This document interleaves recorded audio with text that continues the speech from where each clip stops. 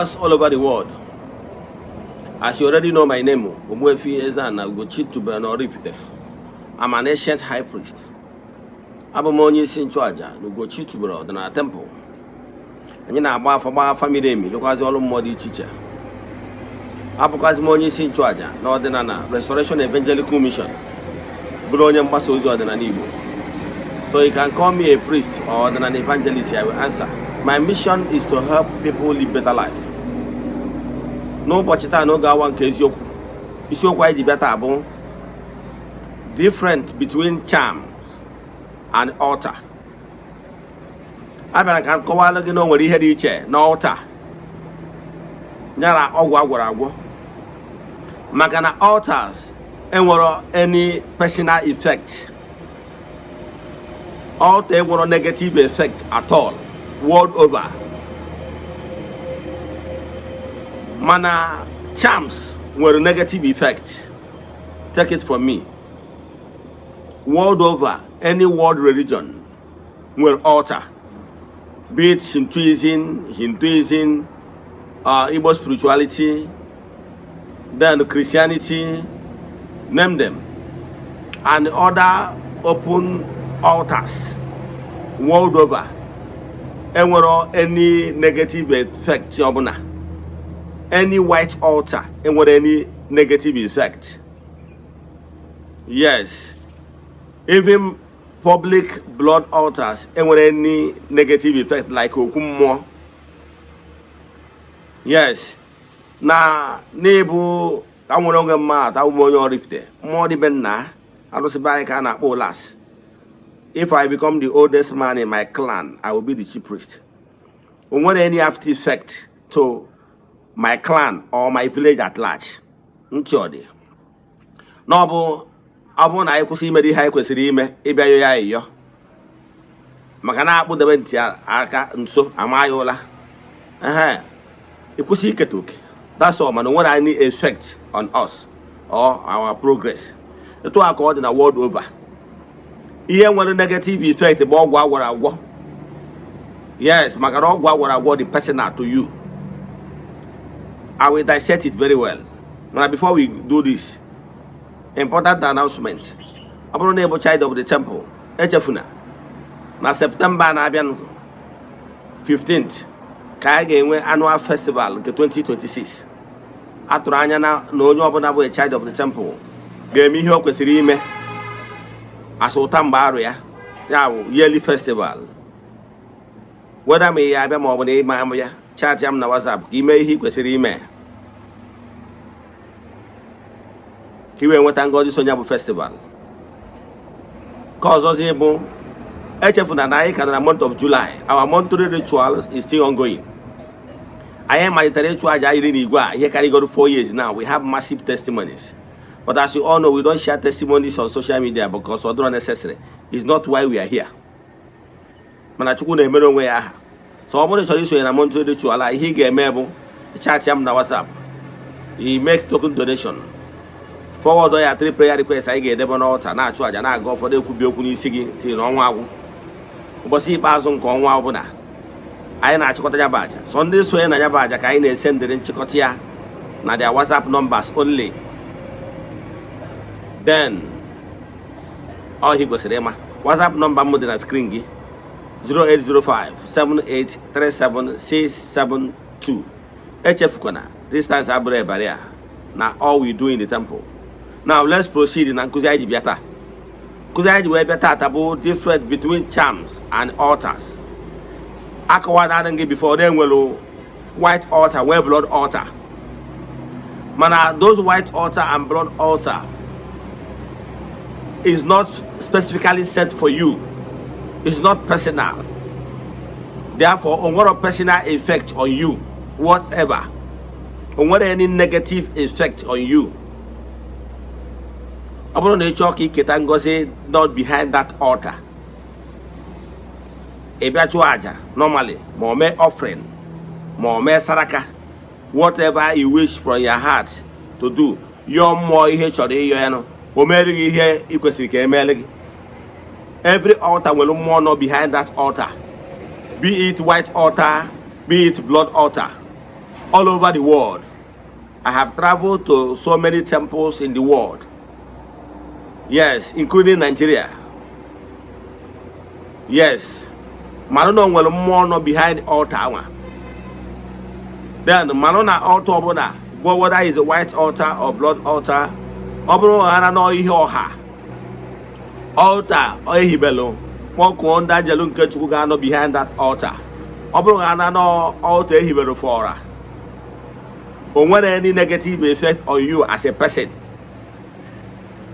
More na inwere ihe aja ma ọ bụ ihe chọrọ ije ya mmụọ nọ ebe ahụ ije yọọ ya onwe ihe nkwa ikwerie ịchọrọ imezu merie and so on and so forth nwere any negative effect unless iji mmụọ aghọ wee bịa ịghọtara ya ma ọ bụ kowezie nkwa ihe emewu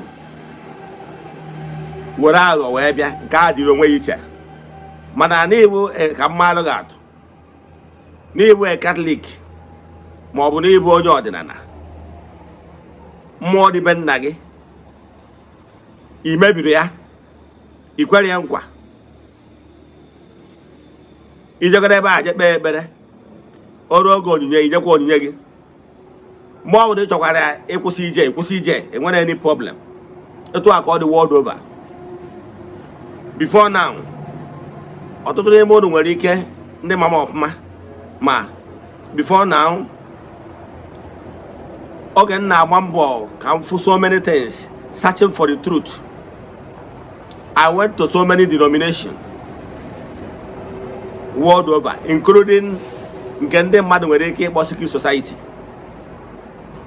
ma like ịkpa afịa mana ọ bụ otu ya bụ headquarters ya dọrọ na Nigeria mana ha nkwalụ branches and temples na Nigeria.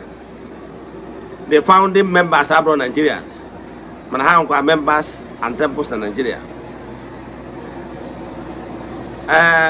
Ihe eji agba ya secret court bụ to ndị mmadụ ndị aghọtara ọnụ because they will not open their temple, their altar for non-members.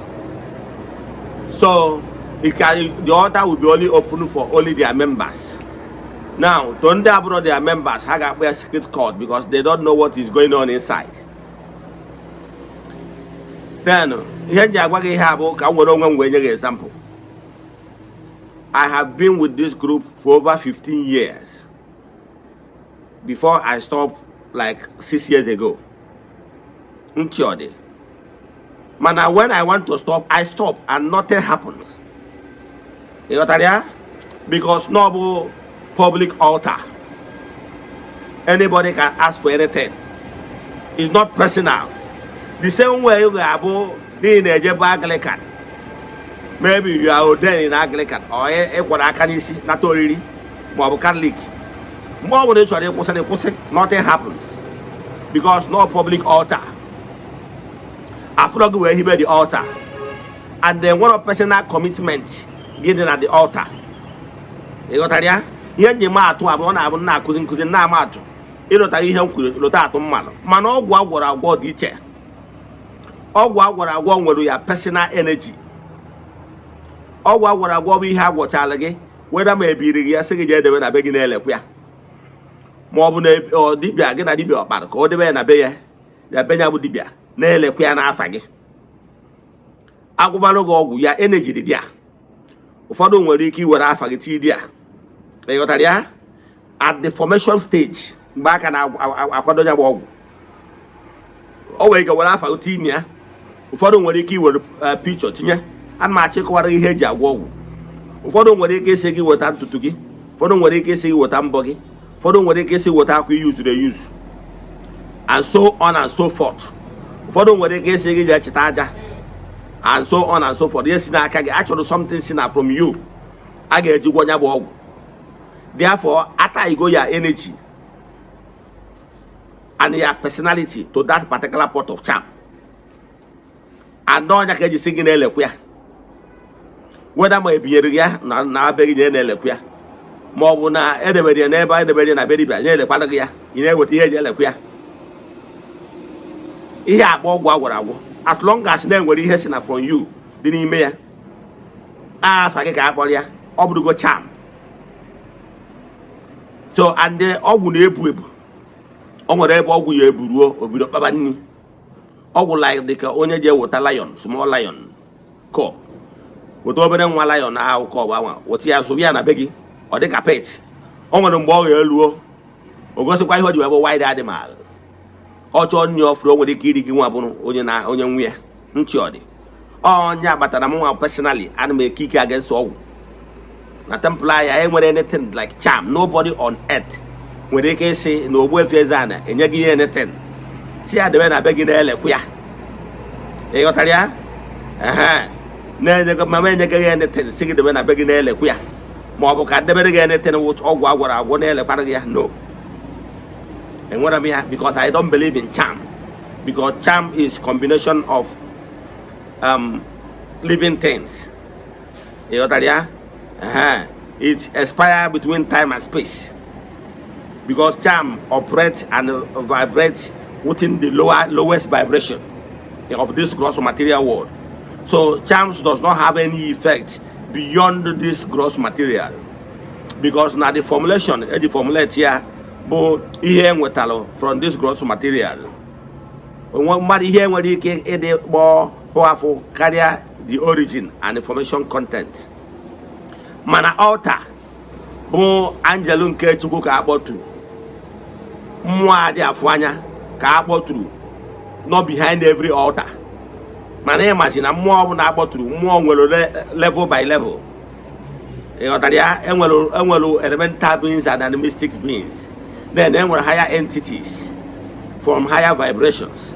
So all depending cannot behind those altar. Mana for the fact that the altar is not built personally for you. Altar bụ ebe onye ọbụla nwere ike ịbịa kpee ekpere bịa. So nwere any after effect unless na ịbịazi na altar kwe nkwa na ị ga-alụ nka ma ọ n'ihi ebutere ya moto ma ọ n'ihi emere ka bụ the personal nkwa ikweru n'onwe gị. And ihe ga-ata gị ụta bụrụ the altar. Ihe ga-ata gị ụta bụ laws of not keeping commitments and promises. Ịghọtara ya? If you are under the laws of sowing and reaping, gịnị ka na-ekwu maka ya? Ọgwụ dịrị onwe ya iche, altar dịrị onwe ya iche. Ha na-alụ ọrụ in different ways. However, I, Ogbuefi Ezeana, ugochitubelu, an ancient high priest, ihe anyị kwenyere na ya bụ altars. I believe in the altar, whether blood or white altar. But anything concerning charm that is personal, we are not interested. Because na charm may expire between time and space. Charm is like medicine. That you shall be go to Ogu. And you expiring date here. Oruoga will may expire. So you to a kachamude. Makachamu are formulate. So with expiring date. Mana altar and with expiring date. Njodi. Altar and with expiring date because no all beings, supernatural beings, not behind altar. Whether white or blood altar. Etwise when we altar and Anglican, we altar and the Catholic, we altar and the Buddhist, we altar and the Hinduism, we altar Igbo spirituality. On what to Tokuru. Okumwad na ben nage what to Tokuru. Egotaria, Macano more behind it. Eto according to an altars I went a temple. All more behind it. Or they may spy. Egotaria? Or they may spy. On one of maintenance. Enjoy. I'm going to name a festival. Festival is just for children of the temple to come and celebrate. It has nothing to do with more educable altar. Campuseba. I don't come with that to go. In one Jujunan Kusia, Mamoni Chokabala family. Chat me on WhatsApp. My WhatsApp number remains 0805783772. Let us pray. Equem. Ekwere m na Chineke. Ekwere m na ọ dị ihe siri m ike ka Chineke na-apụghị izi m ụzọ m ga-esi lụwo ya n'ihi na ọ mazuru ihe niile. Obi m siri ike na Chineke emeworo m ya gazie.